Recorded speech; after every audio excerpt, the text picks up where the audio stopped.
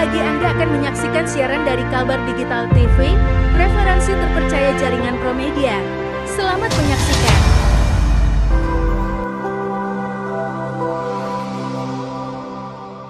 Pengalaman inilah yang sebetulnya dihargai dan dicari oleh tipe-tipe wisatawan sekarang.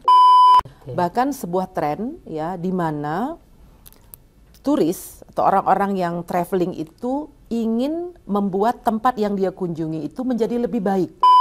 Jadi saya nggak mau lagi terdengar, kok Indonesia itu aja, nggak ada yang menarik. No.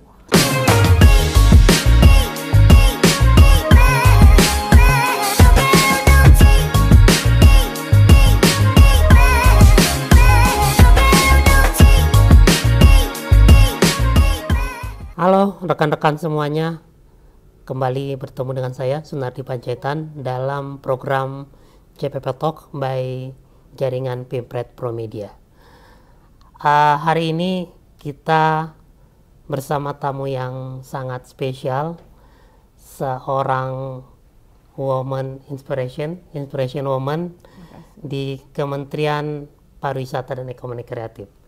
Dan hari ini sudah hadir di samping saya Ibu Nimade Ayu Martini, Deputi Bidang Pemasaran Kementerian Pariwisata dan Ekonomi Kreatif. Selamat pagi, Bu Made. Saya panggilnya Bu Made ya, Bu? Boleh. Baik. Saya panggilnya Mas Sunardi atau Mas Panjaitan? Mas Sunardi. Mas Sunardi. Tapi kalau mau panggil live Panjaitan juga boleh. Oh gitu ya. Okay. Jadi Ibu Made ini, kenapa saya bilang sebagai inspiration woman bagi banyak perempuan di Indonesia? Kalau kita lihat dari profilingnya sangat luar biasa. Dari sisi pendidikan, beliau menempuh pendidikan di kampus-kampus top dunia. Saya salut, Bu, mulai dari UGM di tahun 95, kemudian juga di Masters of Science dari London School of Economics di England tahun 99, lalu juga menyelesaikan Executive Education di Mastering International Trade di Harvard Kennedy School of Government. Ini luar biasa, gak banyak orang Indonesia mungkin yang juga bisa kuliah di Harvard, tapi Bu Made bisa masuk salah satunya.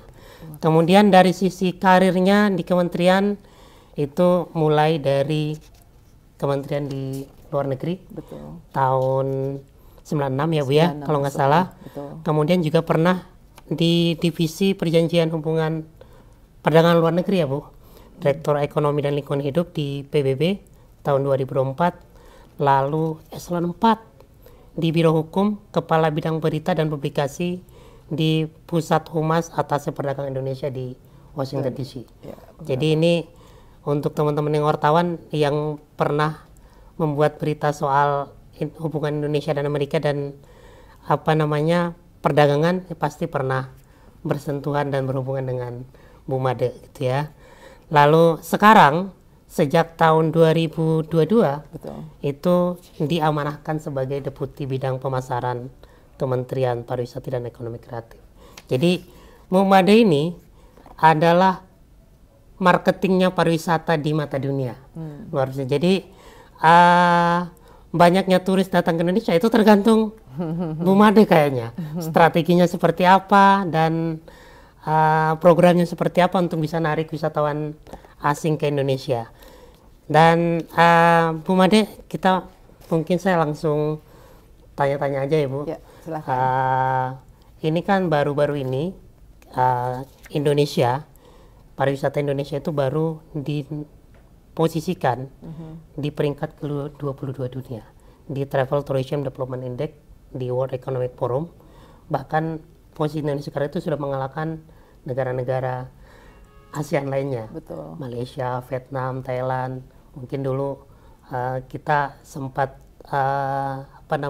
cemburu ke Thailand gitu karena banyak turisme lebih datang ke Thailand. Sekarang mungkin lebih banyak ke Indonesia.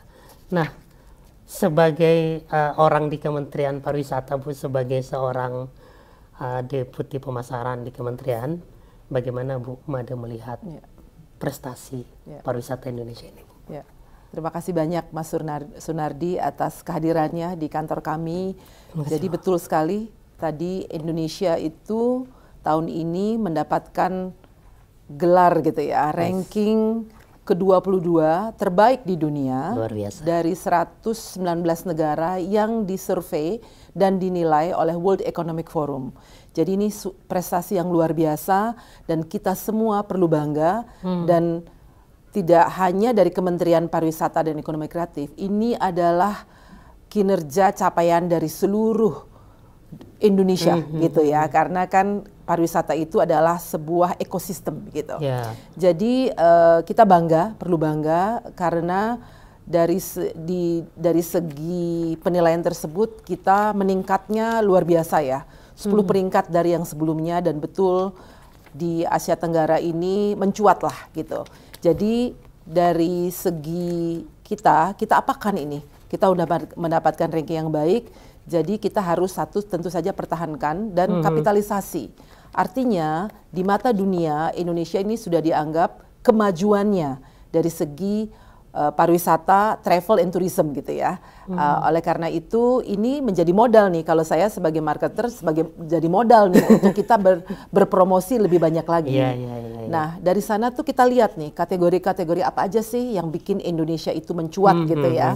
Salah satunya, nah ini penting ya untuk dicatat ya oleh semua masyarakat kita juga biar tahu bahwa pemerintah meletakkan prioritas terhadap sektor pariwisata. Jadi priority untuk travel and tourism itu kita nomor 3 di dunia.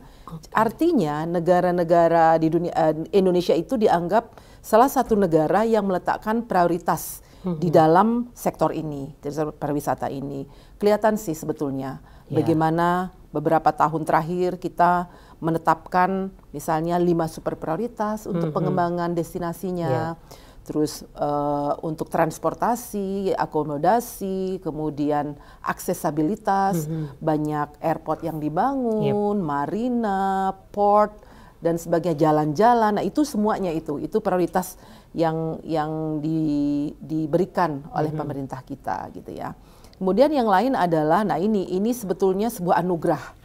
Jadi bagi Indonesia karena satu dari budayanya, dari alamnya, dari kekayaannya, kekayaan alam Indonesia itu dinilai sangat tinggi. Jadi ini adalah berkah sih kalau ini. Nah, kalau kita tidak manfaatkan dengan baik, ya berarti kesalahan kita lah ya. Nah, inilah kita harus memanfaatkannya dengan baik, tapi harus selaras lah ya. Nilai-nilai untuk lingkungan, kemudian secara sosial dan budayanya juga kita harus tetap jaga, kemudian tentu saja memberikan profit atau kemanfaatan bagi Indonesia. Itu sih sebetulnya beberapa hal. Tapi ranking ini semoga nanti kita akan tingkatkan lagi ya, kita inginnya begitu. Karena pasti masih banyak PR nih. Salah satunya nih PR-nya yang dilihat atau dinilai oleh World Economic Forum ini adalah mengenai hygiene ya atau keamanan dan kebersihan gitu. Ini belum baik, dianggapnya belum baik. Sebetulnya ini bisa menjadi cambuk buat kita. Artinya di sektor pariwisata, di industri pariwisata ini kita mesti memperhatikan hal-hal tersebut salah satunya.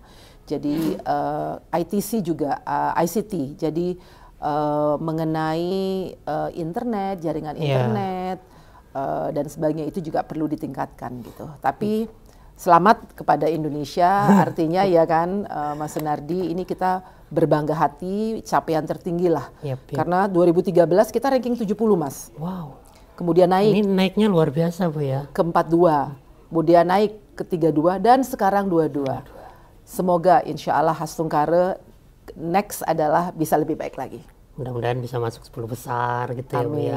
Amin. Tapi tetap ada catatan ya Bu ya dari World tetap ada Economic Forum catatan, terkait dengan betul. pariwisata Indonesia ya. Jadi tetap ada catatan dari World Economic, dan semoga itu bisa juga menjadi perhatian para pemangku pariwisata Indonesia ya Bu. Betul. Jadi tidak hanya tanggung jawab Kementerian Pariwisata, juga Pemda dan lain-lain gitu.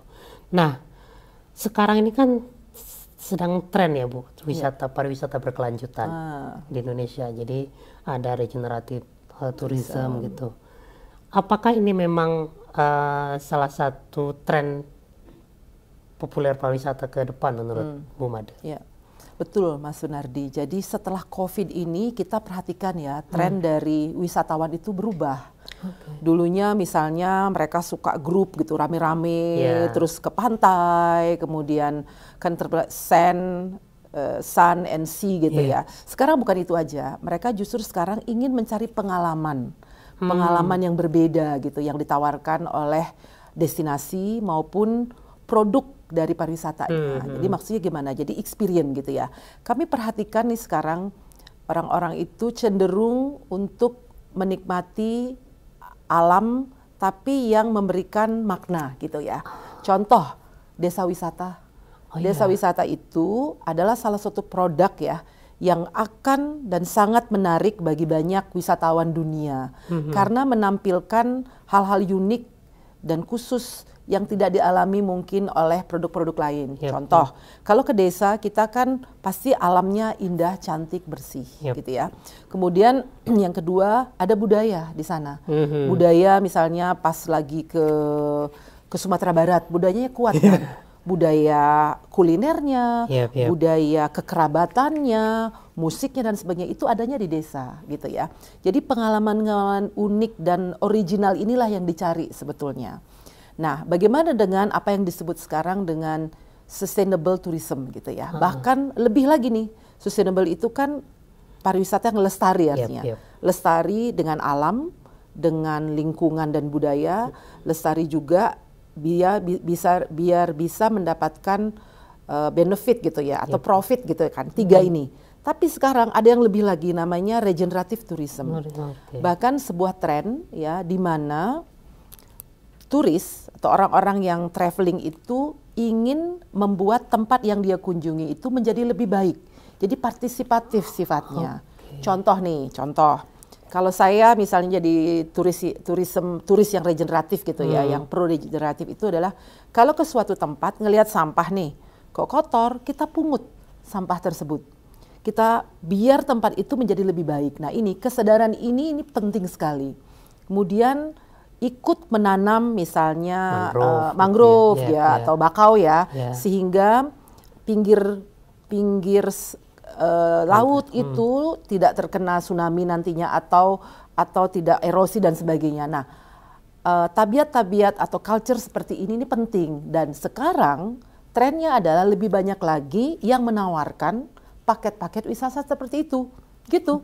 Jadi justru membayar dan para wisatawannya rela untuk membayar karena dia sadar. Nah inilah yang kita lihat tren tersebut dan kami mengajak para pelaku di Indonesia, lihat Indonesia itu memiliki potensi yang luar biasa. Alamnya indah, budayanya kuat gitu ya. Ekonominya juga harus kuat gitu. Pariwisata itu bisa membuat hal tersebut. Jadi pariwisata itu sustainable banget sebetulnya, sehingga kita harus dukung dan lakukan dengan yang benar begitu. Nah kami dari pemasaran memasarkan hal tersebut, mengajak wisatawan dari seluruh dunia, hey lihat dong desa wisata yang sekarang di kementerian sudah ada yang namanya Jadesta kan, kita masukkan dalam jaringan.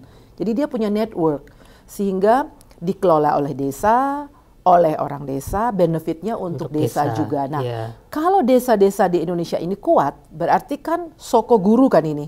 Jadi pariwisatanya kuat, pasti ekonomi kreatifnya juga bangkit, tumbuh.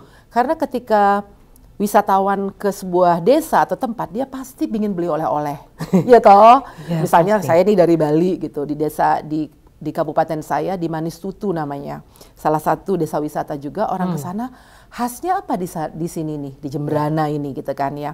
Nyari adalah terkenal oleh kakao di sana. Kakaonya, vanilinya, orang ke sana pasti beli oleh-oleh dong. Oke, belilah dia itu atau kerajinan yang lain. Atau setelah itu karena indah dia stay lebih lama. Kalau nggak ada budaya mungkin dia pulang lebih cepat atau ke tempat lain. Tapi karena ada budaya nonton jegok dan sebagainya. Nah, pengalaman-pengalaman inilah yang sebetulnya dihargai dan dicari oleh tipe-tipe wisatawan sekarang. Mau healing sekarang ini, mau tenang, mau jadi yang berbeda. Nah, makanya tren-trennya itu seperti itu. Satu, destinasi di mana namanya destination less travel. Artinya di mana orang-orang nggak terlalu rame, justru banyak yang suka gitu. Jadi ada mencari nih tren-tren itu. Di mana namanya delicious travel, delicious destination. Di mana makanan-makanan, kuliner-kuliner yang enak itu orang berkunjung. Apalagi orang Indonesia nih, senang banget kuliner katanya kan. Kita nyari tempat dimanapun di Indonesia pasti ada yang khas. Sekarang wisatanya wisata kuliner. Justru wisata kuliner. Dan spendingnya juga kalau BPS terakhir bulan Mei kemarin bilang paling tinggi kuliner gitu ya. Stand akomodasi lah ya, itu dicari. Ketiga juga tren yang kami lihat ini adalah namanya set setting destination. Artinya kalau masuk film, TV, klip musik, justru dicari, Mas. Jadi banyak sekali negara-negara yang sekarang berlomba-lomba untuk menjadikan tempat mereka, negara mereka sebagai destinasi untuk syuting nih. Syuting film. Kalau udah masuk film terkenal, banyak. Saya baru kembali dari Solo kemarin, ada tuh di Laweyan ternyata pernah ada film yang terkenal di sana. Sekarang akhirnya turisnya berbondong-bondong ngelihat mau foto, mau selfie dan sebagainya gitu. Jadi kita ingin mendorong juga. Ini yang terjadi. Seperti kayak Bangka Belitung dengan Laskar Pelangi. Itu salah satu contoh terbaik mungkin di Indonesia di mana Belitung yang mungkin dulunya sudah terkenal, tapi semakin terkenal dan semakin diapresiasi, orang datang berbondong-bondong untuk di sekolahnya ambil foto, kemudian kulinernya. Jadi akhirnya kontribusi pariwisata itu meningkat gitu dengan adanya kunjungan dari setting tersebut. Itu menarik beberapa tren tuh. Menarik nih tren ke depannya. Tapi memang wisatawan Indonesia juga mulai mengikuti kayaknya Bu ya dengan tren itu ya. Betul. Jadi tidak saja ke Bali misalnya tidak lagi mencari tempat-tempat yang pantai-pantai gitu, tapi sudah mulai party atau pesta aja. Tapi juga mau ke arah sustainable. Jadi ikutan misalnya melepas tukik ke laut, ke pantai gitu. Jadi di Sanur ada tempatnya, di Nusa Penida, kemudian di Jembrana, di Perancak ada tuh. Jadi ini bagus sekali. Jadi partisipatif gitu. Nah, ini kan ada tren ya Bu, tren tourism, regenerative tourism itu. Lalu bagaimana strategi Kemenpar? Terutama Deputi Pemasaran itu merespon itu, strategi untuk memasarkan pariwisata kita ini seperti apa Bu? Pertanyaan yang baik ya. Kalau kami melihatnya sebagai bagian dari strategi itu adalah edukasi. Bagaimana caranya kita mengeduket ya wisatawan tersebut. Sebenarnya wisatawan siapa sih? Semua orang adalah wisatawan. Masyarakat Indonesia, masyarakat dunia itu wisatawan sebetulnya. Pasti mereka traveling tuh. Pasti one way or another istilahnya. Nah, dengan mengedukasi itu mereka bangkit ya, bangkit tergugah. Nah, kalau lihat dari survei, justru anak-anak milenial dan Gen Z ini kesadarannya tinggi. Ini kami dari marketing communication ya, Markom di D5 ini sedang membuat kampanye nih sekarang. Kita ingin mengadakan sebuah kampanye, segera kita ingin luncurkan, tapi sebelum diluncurkan kan kita harus survei dulu nih, ya kan? Harus dikaji, disurvei bener nggak, seperti apa, nanti takut gagal nanti, tidak sesuai. Nah, oleh karena itu kita adakan, jadi kita udah punya tagline-nya, kita survei, ternyata kita survei itu ada 2 tuh, ada pelaku yang kita survei, sudah siap belum untuk melakukan pariwisata atau produk-produk yang regeneratif gitu ya.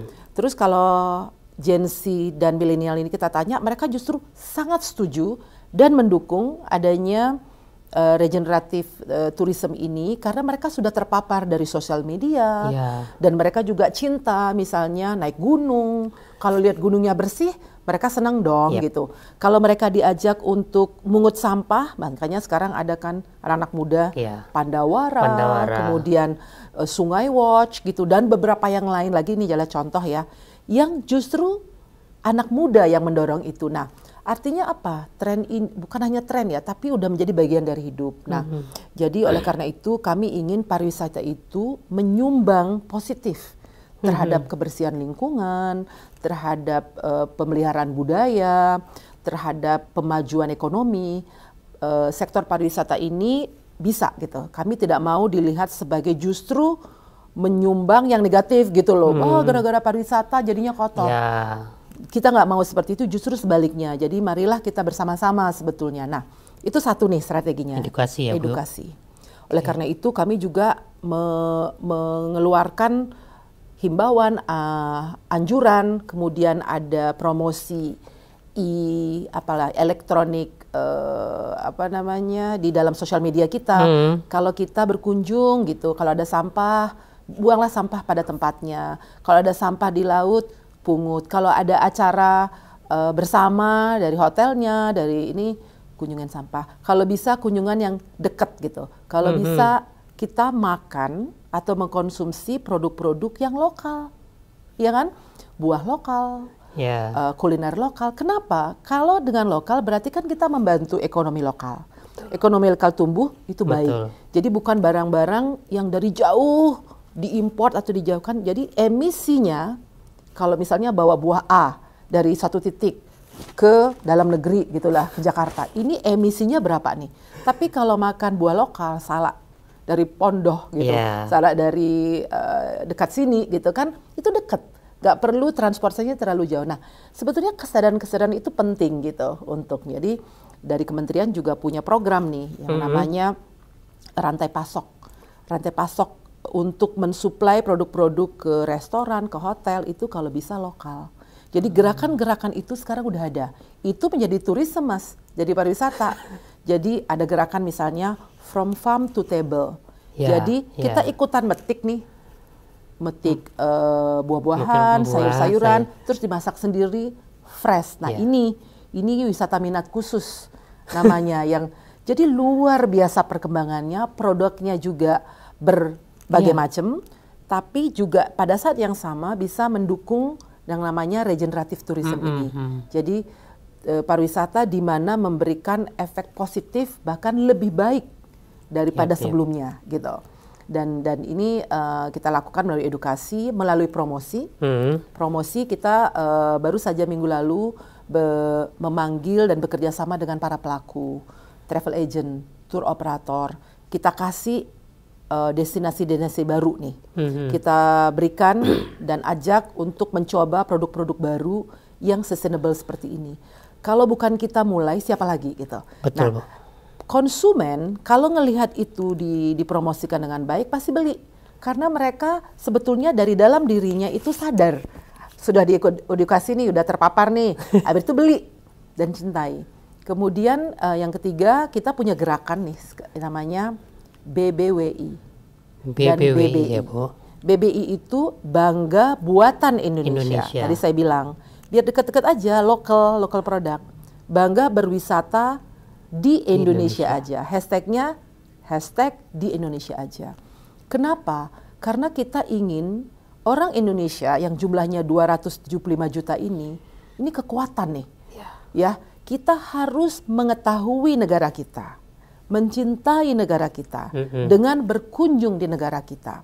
Pemerintah telah membuat jalan tol yang panjang, kemudian airport yang banyak, kemudian port atau dermaga yang banyak, kemudian sudah mengundang investasi untuk membuat hotel, restoran, resort, membangun jaringan desa wisata, udah ada.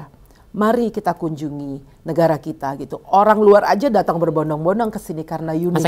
Masa kita pergi gitu ya? Ya boleh sih, silakan. Tapi kan kita maunya karena pemerintah mengajak ke sini. Jadi melalui media kita ingin sekali mempromosikan negara kita ini. Gak usah jauh-jauh sebetulnya, di sekitar kita aja.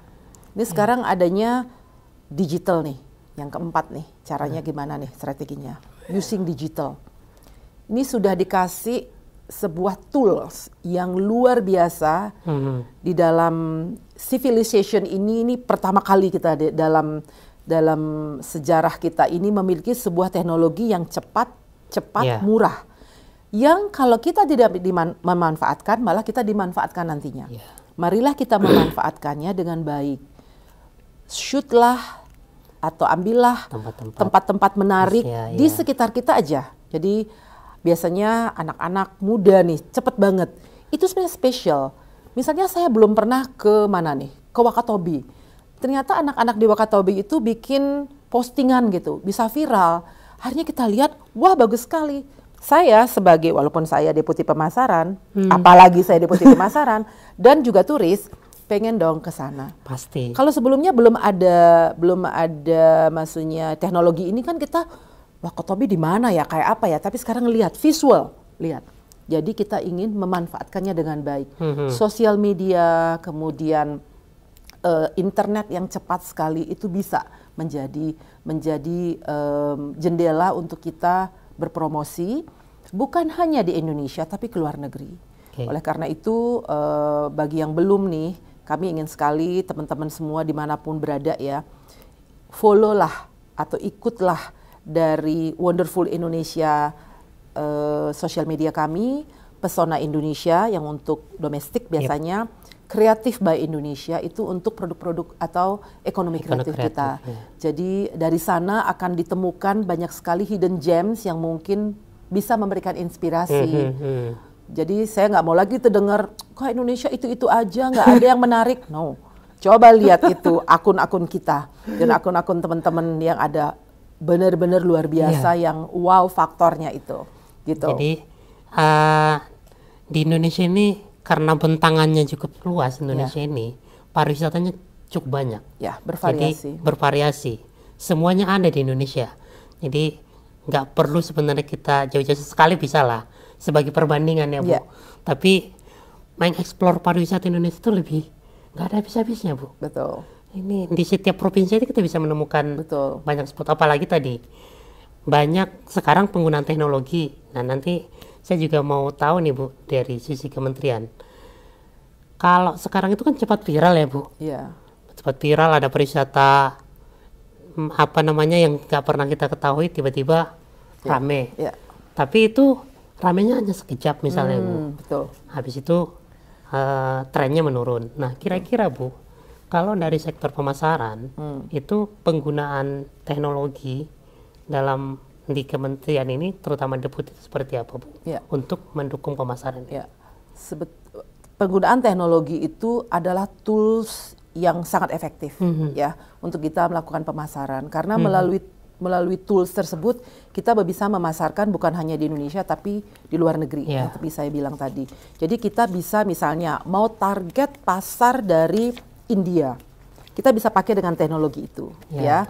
Apalagi sekarang sosial media itu terjemahannya ada. Dulu mungkin kita takut, aduh nggak bisa bahasa ini. Sekarang translation dengan bahasa lokal itu luar biasa. Walaupun misalnya kita pakai bahasa Indonesia, di sana bisa gitu langsung. Itu luar biasa. Kemudian juga kalau ke negara-negara lain, jadi bisa targeted jadinya itu. Kemudian tentu saja kita harus mengeducate dan memberikan skill ya itu ya. Karena gini, kan semua di daerah ini berlomba-lomba dan sangat senang nih.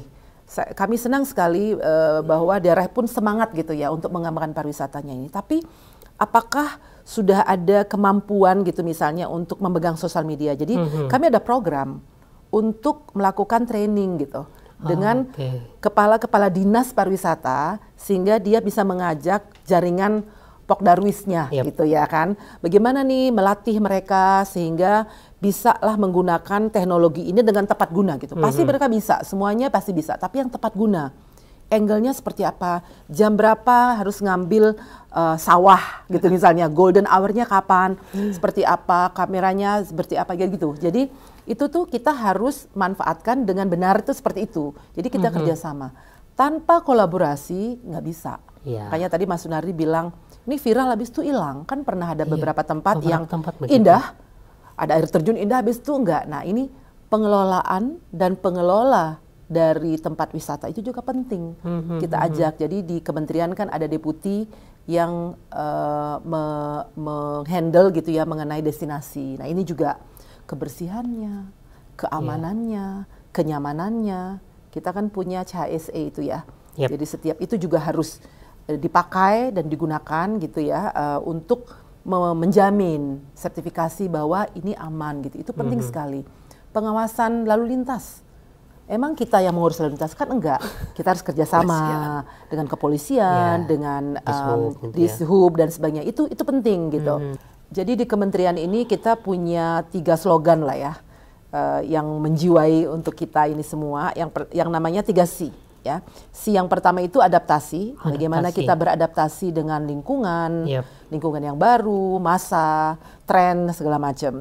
Kedua, inovasi, kita harus berinovasi untuk menghasilkan produk-produk baru, destinasi yang baru dan sebagainya gitu, yang mengembangkan yang sudah ada dengan inovasi, kalau enggak ditinggal nanti itu misalnya. Ketiga, dengan inovasi, dengan beradaptasi, tapi kalau tidak ada kolaborasi nggak mungkin. Jadi seluruh stakeholders atau pemangku kepentingan itu harus bekerja sama, karena sektor pariwisata ini adalah sektor yang ekosistem gitu, 360 derajat, kita harus melakukan kolaborasi. Tidak hanya tanggung jawab Kementerian Pariwisata. Betul. Terutama Pemda-Pemda juga harus ikut ini juga ya Bu ya. Justru yang harus lebih aktif lagi, mereka semangat lebih lagi. Aktif. Justru mereka garda terdepan kayaknya Bu. Yes. Karena mereka yang punya tempat wisata. Betul. Oke, baik. Ini menarik teman-teman, obrolan kita terkait dengan pariwisata, karena soal regeneratif tourism ini karena nggak banyak juga orang tahu Bu. Jadi mungkin sebelum saya tutup, saya mau minta closing statement dulu. Mungkin ada pesan-pesan buat teman-teman di luar sana, yang baik itu pelaku pariwisata ataupun orang juga yang ingin berwisata, dari Bu Made sebagai Deputi Pemasaran. Saya akan berangkatnya dari mari kita mengunjungi tempat-tempat wisata atau destinasi wisata di Indonesia, karena Indonesia itu indah, luas, bervariasi. Kalau bukan kita, siapa lagi? Kita ajak semua agar berpartisipasi di dalam gerakan untuk BBWI ya, bangga berwisata di Indonesia.